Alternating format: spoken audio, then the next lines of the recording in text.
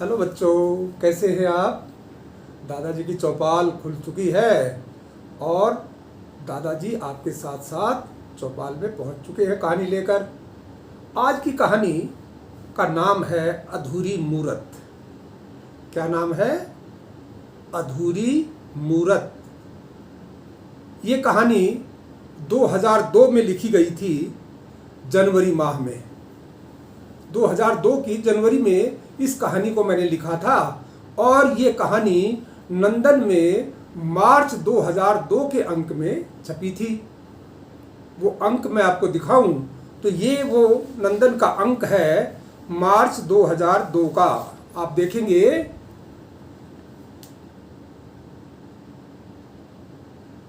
ये मार्च 2002 और इसमें ये कहानी है अधूरी मूरत। देखा आपने? ये इसके चित्र हैं, अधूरी मूरत। अब ये कहानी मैं आपको सुनाऊंगा। बच्चों,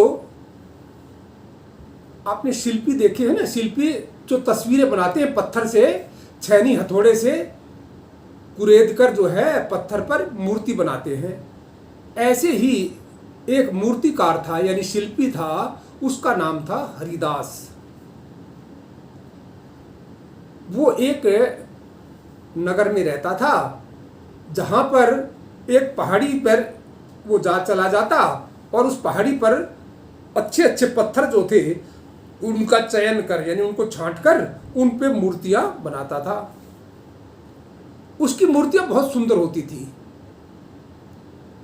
वो मूर्तियाँ बड़े बड़े सेठ साहूकार अपनी हवेलियों में लगवाते थे या राजा महाराजा भी उसकी मूर्तियाँ खरीद लेते थे और इस तरीके से एक मूर्ति के हरिदास को काफी पैसे मिल जाते थे।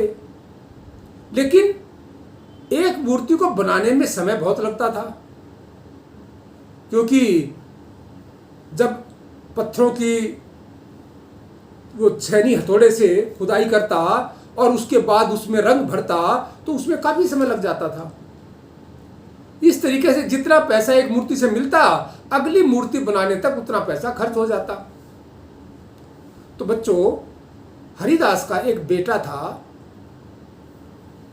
जिसका नाम था गंगादास। अब गंगादास जो है वो छोटा लड़का ही था अभी, तो वो भी पिता के साथ पहाड़ी पर चला जाता और अपने पिता को मूर्ति बनाते हुए देखता कि पिताजी किस तरीके से छैनी हथौड़ा चलाते हैं और उस कोशिश करता कि वो भी वैसा काम करना सीख जाए। लेकिन अभी तो गंगादास छोटा था, क्या करे? उसने मूर्तियां जो पिताजी उसके बनाते थे हरिदास, उनमें रंग भरने का काम शुरू कर दिया। वो अपने पिता की बनाई हुई मूर्तियों में रंग भरने लगा। उसके पिताजी उसे बताते, बेटा यहाँ पे ये रंग भरना है, यहाँ पे ये रंग सुंदर लगेगा, जंगल के दृश्य है तो उनमें हरा रंग भरो। तो इस तरीके से गंगादास अपने पिता के बताए अनुसार मूर्तियों में रंग भरना सीखता जा रहा था। बच्चों, एक दिन गंगादास ने अपने पिता हरिदास के साथ पहाड़ी पर जाने का निर्णय किया कि पिताजी आप पहाड़ी पर चलो, आज मैं उन मूर्तियों में रंग भरूंगा जो हम नई बनाने वाले हैं। हरिदास बोला, ठीक है बेटा, हम चलते हैं। उन्होंने अपने छैनी हथौड़े उठाए और पास की पहाड़ी पर चले गए। अब पास की पहाड़ी पर जाने के बाद हरिदास ने एक अच्छे से पत्थर का चयन किया। उसने कहा कि अब की बार मैं बहुत सुंदर मूर्ति बनाऊंगा जिसको अगर राजा महाराजा ने पसंद किया, यानी राजा ने पसंद कर लिया, तो हमें काफी पैसे मिल जाएंगे। हरिदास ने पत्थर पर छैनी हथौड़ा चलाना शुरू ही किया था कि गंगादास बोला, पिताजी ये छैनी हथौड़े आप चला रहे हैं, आप किस तरीके से मूर्ति बनाते हैं, क्या विचार आपके मन में होता है? हरिदास बोला, बेटा हम पहले चित्र का निर्णय करते हैं कि हमें किस चित्र को देखकर ये मूर्ति बनानी है। फिर वो तस्वीर हमारे दिमाग में बैठ जाती है, हम वैसी ही तस्वीर बनाने की कोशिश करते हैं। अभी तुम छोटे हो, जब बड़े हो जाओगे तो तुम्हें भी पता लग जाएगा कि कैसी तस्वीर देखकर हम ये मूर्ति बनाते हैं। अब हरिदास ने पत्थर का चयन किया और उस पर छैनी हथौड़े से काम करना शुरू कर दिया। बच्चों, अभी वो शुरू का ही कुछ काम कर पाए थे कि शाम ढल गई, दोनों पिता पुत्र घर आ गए। अब तो ये रोज का कार्य हो गया कि सुबह जल्दी उठते और वो पहाड़ी पर चले जाते। दोनों को ये चाव था कि हमारी मूर्ति पूरी हो जाए और ये राजा के यहाँ पहुंच जाए ताकि हमें अच्छे पैसे मिल सकें। अब हरिदास मूर्ति बनाता जा रहा था। एक दिन दोपहर का टाइम था, मूर्ति का अभी नीचे वाला हिस्सा ही तैयार हुआ था, यानी कमर से नीचे के पांव और वो तैयार हुए थे। वो मूर्ति टेढ़ी मुद्रा में थी। वो बनाते बनाते हरिदास ने कहा अपने पुत्र को कि बेटा अब दोपहर हो गई है, चलो भोजन कर लेते हैं। वो अपना भोजन भी साथ ले जाते थे और वो एक पहाड़ी के पत्थर के साथ में बैठकर भोजन करने लगे। भोजन करने के बाद जैसे ही वो उठने की कोशिश कर रहे थे कि ऊपर से एक पत्थर लुढ़कता हुआ आया और उनकी तरफ हरिदास ने देख लिया कि ये पत्थर हमारी तरफ आ रहा है। उसने गंगादास को दूर धकेल दिया, लेकिन तब तक हरिदास नहीं बच पाया और वो पत्थर की चपेट में आ गया। गंगादास तो बच गया, लेकिन हरिदास पत्थर की चपेट में आ गया। अब पत्थर की चपेट में आने से उसको सारा शरीर घायल हो गया और वो कुछ ही पल बाद उसकी मृत्यु हो गई। अब गंगादास क्या करे? बेचारा बच्चा बैठकर रोने लगा। उसके पिताजी नहीं रहे थे। वो घर आया, गांव के लोगों को पता लगा, उन्होंने हरिदास का अंतिम संस्कार किया और अब गंगादास घर में अकेला रह गया था। हरिदास ने जो पैसे कमा रखे थे मूर्तियां बेच बेचकर, कुछ दिन तक तो गंगादास उसी से गुजारा करता रहा, लेकिन वो भी कब तक चलते? आखिर एक समय ऐसा आ गया जब गंगादास ने सोचा कि अब तो मुझे कुछ करना ही होगा, नहीं तो भूखों मरने का समय आ गया है। अगर भूखों मरने की नौबत आएगी तो उससे अच्छा है कि बेहतर मैं कुछ सीख लूं, लेकिन मुझे तो कोई काम आता नहीं। तब उसने एक दिन अपने पिता के छैनी हथौड़े उठाए और उसी पहाड़ी की ओर चल पड़ा। बच्चों, पहाड़ी पर पहुंचने के बाद उसने उस मूर्ति को देखा जो उसके पिताजी यानी हरिदास बना रहे थे। उस मूर्ति का नीचे वाला यानी कमर से नीचे वाला हिस्सा बना हुआ था और वो टेढ़ी मुद्रा में था। गंगादास वहां बैठकर सोचता रहा कि पिताजी क्या बना रहे थे। मुझे तो समझ में नहीं आ रहा कि पिताजी क्या बनाना चाह रहे थे, लेकिन उसने ये मन में ठान लिया कि इस मूर्ति को मैं पूरा करूंगा ताकि राजा के यहाँ इसको रखवा सकूं और उससे पैसे मिल सके। अब हरिदास ये सोच ही रहा था कि इस मूर्ति को कैसे पूरा करूं, कैसे पूरा करूं। तभी उसकी नज़र सामने छोटी सी नदी की तरफ गई। वहां पर एक पनिहारन अपनी गागर पानी भर रही थी और पानी भरकर जैसे ही उसने उठाकर कमर पे गागर रखी तो उसे लगा कि ये मूर्ति तो उसी मुद्रा में है जिस मुद्रा में पिताजी बनाना चाह रहे थे। उसने उस औरत को देखा और उसके दिमाग में एकदम से ये तस्वीर बन गई कि हाँ, मुझे ऐसी ही मूर्ति बनानी है। वो तुरंत भागकर उस लड़की के पास गया और जाकर बोला, आप मेरी थोड़ी सहायता कर सकते हैं? लड़की बोली, क्या सहायता कर सकती हूँ? उसने कहा कि तुम हर रोज यहाँ आ जाया करो पानी भरने और थोड़ी देर के लिए इस मुद्रा में, जिस मुद्रा में आप अब खड़ी हैं, इसी मुद्रा में रोज खड़ी हो जाया करो। लड़की बोली, हम तो बंजारे हैं, आज यहाँ हैं, कुछ दिन बाद यहाँ से आगे टहल जाएंगे, लड़का बोला गंगादास कि जब तक तुम यहाँ हो तब तक तुम रोज आ जाया करो, हो सकता है कि मेरी मूर्ति पूरी हो जाए। लड़की ने वायदा किया और वो रोज सुबह गागर लेकर नहर पर पानी भरने के लिए आ जाती। जब वो लड़की गागर उठाकर अपने कमर पर रखती तो ही गंगादास के मन में उस मूर्ति का एक रूप आकार ले लेता और वो छैनी हथौड़े से उसी मूर्ति को बनाना शुरू कर देता। तो बच्चों, इस तरीके से कुछ दिनों बाद मूर्ति ने आकार लेना शुरू कर दिया। जब गंगादास छैनी हथौड़े से मूर्ति को बना रहा होता तो उसे अपने पिताजी का ध्यान आता। उसे लगता कि ये छैनी हथौड़ों में मेरे पिताजी के हाथ काम कर रहे हैं, ये इसीलिए ये मूर्ति इतनी अच्छी बनती जा रही है।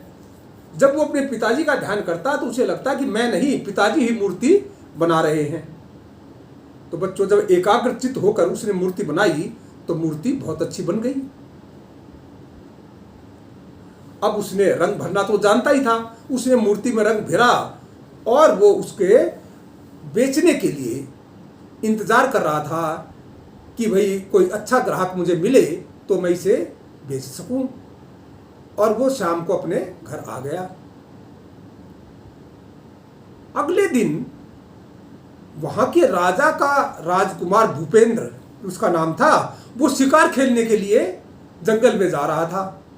जब जंगल में गया तो उसने एक मृग का पीछा किया और वो मृग जो है भागकर, जंगल से भागकर पहाड़ी की तरफ मुड़ गया। तो उसके पीछे पीछे भूपेंद्र भी अपना घोड़ा लेकर पीछे पीछे चल दिया। जैसे ही वो पहाड़ी पर पहुंचा, मृग आंखों से ओझल हो चुका था, लेकिन भूपेंद्र की नजर जो है उस मूर्ति पर टिक गई। अब भूपेंद्र ने देखा इतनी सुंदर मूर्त, अब वो तो एकदम से उस मूर्ति के ऊपर देखकर मोहित हो गया, सम्मोहित हो गया उस मूर्ति को देखकर। वो कुछ देर देखता रहा, एकटक निहारता रहा उस मूर्ति को। कहने लगा ये इतनी सुंदर मूर्त है तो जिस औरत को ये मूर्ति बनी है वो औरत कितनी सुंदर होगी। ये सोचता सोचता वो अपने महल में आ गया। महल में आने के बाद उसने अपने सैनिकों को भेजा कि जाकर पता करो कि पहाड़ी पर एक मूर्ति बनी हुई है, वो किसने बनाई है। तो बच्चों, सैनिक पूछते पूछते गंगादास के घर तक आ गए। उन्हें पता लगा कि ये मूर्ति तो गंगादास ने बनाई है। अब वो गंगादास के पास पहुंच गए और कहा कि आपको राजकुमार ने बुलाया है। गंगादास राजकुमार के पास पहुंच गया। राजकुमार भूपेंद्र ने गंगादास से पूछा, शिल्पी तुमने वो मूर्ति बनाई है? गंगादास बोला, हाँ महाराज मैंने बनाई है। हाँ कुमार, वो मूर्ति मैंने ही बनाई है। तो गंगादास ने पूछा ना, उसने राजकुमार ने पूछा, भाई वो मूर्ति तुमने किसको देखकर बनाई है? गंगादास ने कहा, राजकुमार वहीं बगल में बंजारों का डेरा है और उस डेरे में बंजारों की एक लड़की पानी भरने आती थी, उसी को पनिहारिन को देखकर मैंने ये मूर्ति बनाई है। राजकुमार ने कहा, मैं उस पनिहारन से मिलना चाहता हूं। अब गंगादास के मन में विचार कौन था कि वो तो कह रहे थे कि हम कुछ दिन बाद यहां से चले जाएंगे, कहीं चले न गए हों। तभी उसने कहा, राजकुमार वो चले न गए हों कहीं, लेकिन फिर भी चलो एक बार चलकर देख लेते हैं, हो सकता है कि वो अभी वहीं हों। अब राजकुमार भूपेंद्र गंगादास को लेकर वहां बंजारों की तरफ चल पड़े। जब वो वहां पहुंचे तो बंजारे अपना सामान बांधने की तैयारी में जुटे हुए थे। गंगादास को उस कबीले में देखकर उस लड़की ने पहचान लिया कि ये तो वही शिल्पी है। वो गंगादास के पास आई और बोली, आज तुम यहां कैसे? गंगादास ने कहा, ये राजकुमार भूपेंद्र हैं, आपके कबीला है, इससे मिलना चाहते हैं, आपके कबीले के मुखिया से। भूपेंद्र ने कहा कि आपके पिताजी कौन है, मैं उनसे मिलना चाहता हूं। तभी एक बूढ़ा बंजारा उनके सामने आ गया। उसने कहा, भूपेंद्र ने पूछा कि ये आपकी बेटी हैं? उसने कहा, हाँ मेरी बेटी है। तो राजकुमार भूपेंद्र बोला मैं इससे विवाह करना चाहता हूँ। अब सारे बंजारे जो पास में खड़े थे वो तो हैरान रह गए कि भाई राजकुमार हमारी लड़की से शादी करना चाह रहा है, लेकिन ये तो सत्य था। तो बच्चों, उस लड़की ने राजकुमार भूपेंद्र को देखकर कहा कि अगर आप मुझसे विवाह करना चाहते हैं तो हम तो बंजारे हैं, चल लेंगे, हमें फिर यहीं रहना होगा। तो राजकुमार भूपेंद्र बोला मैं यहाँ सबके लिए स्थायी मकान बनवा दूंगा, तब तो सब लोग, तब तो आपका पूरा परिवार यहीं रह लेगा। अब तो कोई समस्या नहीं थी। तो बच्चों, राजकुमार भूपेंद्र की शादी उस बंजारी की लड़की से हो गई और उस लड़की की शादी में गंगादास को विशेष रूप से बुलाया गया था। जब लड़की महल में पहुंची तो राजकुमार भूपेंद्र ने अपने सैनिकों से कहा कि उस मूर्ति को लाकर हमारे आंगन में लगवा दो। तो जब वो सब मूर्ति लेकर वहाँ पहुँचे तो गंगादास की उपस्थिति में मूर्ति राजमहल में लगा दी गई और गंगादास को उसकी मुंह मांगी कीमत दे दी गई।